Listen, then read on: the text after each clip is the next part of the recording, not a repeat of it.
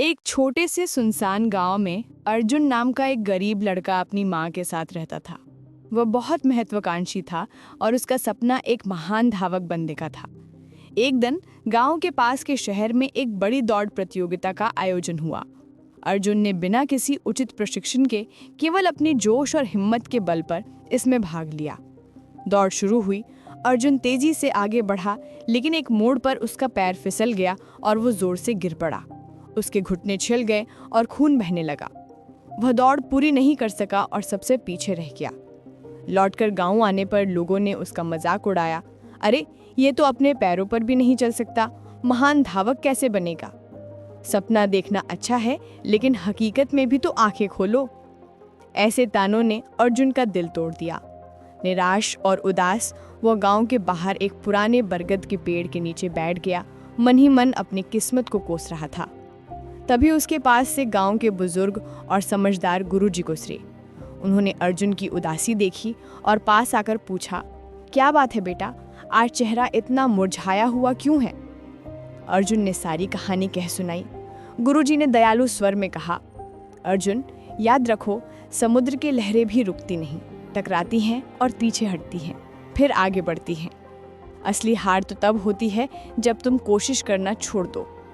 आज का गिरना तुम्हें कल के लिए मजबूत बनाएगा, अगर तुम इसे अपना शिक्षक मानो। गुरुजी की ये बात अर्जुन के दिल में उतर गई। उसकी आंखों में एक नया संकल्प जगा। उसने फैसला किया कि वह हार नहीं मानेगा। गुरुजी के शब्दों ने अर्जुन के अंदर एक नई आग जला दी। अगली सुबह सूरज निकलने से भी पहले वो उठा और अपने टूटे फूटे जूतों में ही दौड़ने निकल पड़ा। शुरुआत आसान नहीं थी। उसके शरीर में दर्द था और मन में अब भी पिछली हार का डर घर किए हुए था। लेकिन इस बार उसकी दौड़ अलग थी। ये सिर्फ दौड़ने का अभ्यास नहीं था, बल्कि अपने डर और कमजोरियों पर जीत पाने का संकल्प था। वो हर रोज गुरुजी के पास जाता। गुरुजी ने उसे सही तरीके से दौड़ने का तरीका सिखाया। सांस कैसे लेनी है, कदम कैसे रखने हैं और अपनी ऊर्जा को कैसे बचाना है। अभ्यास का समय कठिन था। कई दिन ऐसे आए जब अर्जुन का मन करता कि आज आराम कर लूं। मौसम भी साथ नहीं देता था, कभी तेज धूप तो कभी मूसलाधार बारिश। लेकिन हर बार जब वो थक कर रुकता तो उसे गुरुजी की आवाज याद आती, अर्जुन, जीत शरीर की नहीं मन की होती है। तुम्हारा दिमाग तुम्हारी सबसे बड़ी ताकत है। धीरे धीरे अर्जुन की मेहनत रंग लाने लगी। उसकी कदम मजबूत हो गए, उसकी सांसें लंबी चलने लगी और उसकी रफ्तार में निरंतरता आ गई। वो पहले से कहीं अधिक तेज और स्थिर दौड़ने लगा। गांव के लोग अब भी कभी कभी उस पर ताने कसते, लेकिन अब अर्जुन उन बातों को अनसुना करना सीख चुका था। उसकी नजरें अब बस एक ही लक्ष्य पर टिकी थी, स्वयं को सिद्ध करना। उसने एक डायरी बनाई और हर दिन अपनी प्रगति को उसमें लिखने लगा। ये डायरी उसके संघर्षों, सुधारों और छोटी छोटी जीत का रिकॉर्ड थी। अब वो सिर्फ शारीरिक रूप से ही नहीं, बल्कि मानसिक रूप से भी एक धावक बन रहा था। कई हफ्तों के कठिन अभ्यास के बाद अर्जुन ने अपने अंदर एक स्पष्ट सुधार महसूस किया। वो लंबी दूरी तक बिना रुके दौड़ सकता था। उसकी चाल में स्थिरता आ गई थी। लेकिन अचानक एक दिन अभ्यास के दौरान उसके पैर में तेज दर्द उठा। डॉक्टर ने बताया कि ये ज्यादा दौड़ने के कारण हुई एक मामूली चोट है और उसे कम से कम 1 हफ्ते तक पूरा आराम करना होगा। अर्जुन के लिए ये एक बड़ा झटका था। उसे लगा जैसे उसकी सारी मेहनत पर पानी फिर गया हो। वो बेचैन हो उठा। 1 हफ्ता उसके लिए एक सदी के समान लग रहा था। वो चाहकर भी दौड़ नहीं सकता था और इस निष्क्रियता ने उसे अंदर से तोड़ दिया। गुरुजी एक बार फिर उसके काम आए। उन्होंने अर्जुन से कहा, बेटा, रुकना भी यात्रा का एक हिस्सा है। एक किसान भी बीज बोने के बाद खेत में पानी देता है, फिर उसे अंकुरित होने के लिए धैर्यपूर्वक इंतजार करता है। वो रोज बीज को खोदकर नहीं देखता। ये आराम का समय तुम्हारे शरीर को मजबूत बनाने और तुम्हारे इरादों को और पक्का करने का है। इस बार गुरुजी ने उसे दौड़ के बारे में किताबें पढ़ने और मानसिक प्रशिक्षण करने की सलाह दी। उसने उस 1 हफ्ते का उपयोग दौड़ की रणनीतियों, महान धावकों की जीवनियों और मानसिक दृढ़ता के बारे में सीखने में लगाया। उसने महसूस किया कि खेल केवल शारीरिक नहीं, बल्कि 80% मानसिक होता है। ये अवधि उसके लिए एक नए सबक की तरह थी। उसने सीखा कि जीवन में कभी-कभी रुकना भी उतना ही जरूरी है जितना आगे बढ़ना। धैर्य और समझदारी से काम लेना ही दीर्घकालिक सफलता की कुंजी है। आखिरकार वो दिन आ गया जिला स्तर की वो बड़ी दौड़ प्रतियोगिता जिसकी तैयारी अर्जुन महीनों से कर रहा था। मैदान में एक अलग ही रौनक थी। दर्शकों की भीड़, रंग बिरंगे झंडे और प्रतिस्पर्धियों के चेहरे पर आत्मविश्वास देखकर अर्जुन का दिल एक पल के लिए धड़कना भूल सा गया। ये सभी धावक उससे कहीं अधिक अनुभवी और बेहतर सुविधाओं वाले प्रशिक्षण से आए लग रहे थे। दौड़ शुरू होने से ठीक पहले उसके मन में फिर से वह पल कौंध गया जब वो गिर गया था। डर की एक लहर दौड़ गई। तभी उसने भीड़ में गुरुजी का चेहरा देखा, जो शांतिपूर्वक मुस्कुरा रहे थे और उन्होंने उसे साहस का इशारा किया। अर्जुन ने गहरी सांस ली और अपने मन से नकारात्मक विचारों को निकाल दिया। सिग्नल मिलते ही सभी धावक तेजी से दौड़ पड़े।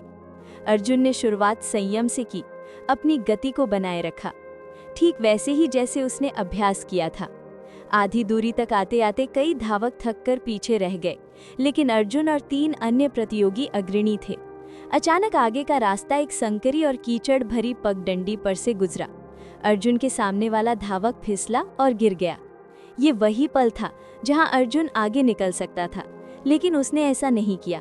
बिना एक पल गंवाए उसने अपनी गति धीमी की और उस गिरे हुए प्रतिद्वंदी का हाथ पकड़कर उसे उठाया।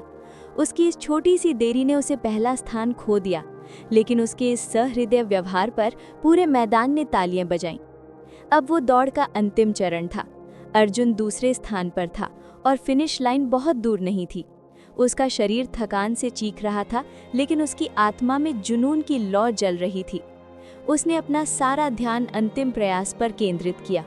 अर्जुन ने अपनी सारी शक्ति, अपना सारा धैर्य और वर्षों के अभ्यास का फूल खिला दिया। वो दौड़ रहा था जैसे कोई हिरन उछल रहा हो। उसकी चाल में एक अद्भुत लय और संतुलन था। सब हैरान थे कि जिस लड़के को कभी लोग मजाक उड़ाते थे, आज वही पूरे आत्मविश्वास से दौड़ का अंतिम चरण पूरा कर रहा था। फिनिश लाइन बस कुछ ही दूर रह गई थी। अर्जुन ने अपनी आखिरी ऊर्जा इकट्ठा की और एक जोरदार छलांग लगाई। वो और अग्रणी धावक लगभग एक साथ ही फिनिश लाइन को पार कर गए।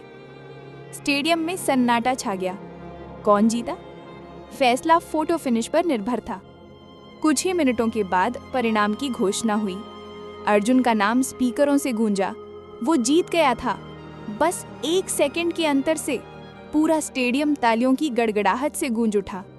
वही लोग जो कभी उस पर हंसते थे, आज उसके लिए खड़े होकर तालियां बजा रहे थे। लेकिन असली जीत तो उसके बाद हुई जब मंच पर उसे पदक दिया गया।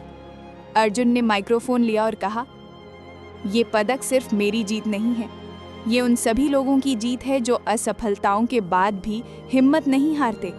ये मेरे गुरुजी का विश्वास है, मेरी माँ का आशीर्वाद है और उस प्रतिद्वंद्वी की भावना है जिसने मुझे आगे बढ़ने का मौका दिया। मैंने आज एक सबक और सीखा। जीत की सबसे बड़ी खुशी दूसरों को साथ लेकर चलने में है। उसने अपना पदक उस धावक के साथ साझा किया जिसकी उसने दौड़ के दौरान मदद की थी। ये दृश्य हर किसी के लिए एक अनमोल सीख था। अर्जुन की इस पूरी यात्रा से हमें ये शिक्षा मिलती है कि सच्ची सफलता का मार्ग कठिनाइयों और असफलताओं से ही पटा होता है। गिरना कोई हार नहीं, बल्कि एक नई शुरुआत का संकेत है, बशर्ते हम उससे सीख लेने की समझ रखें।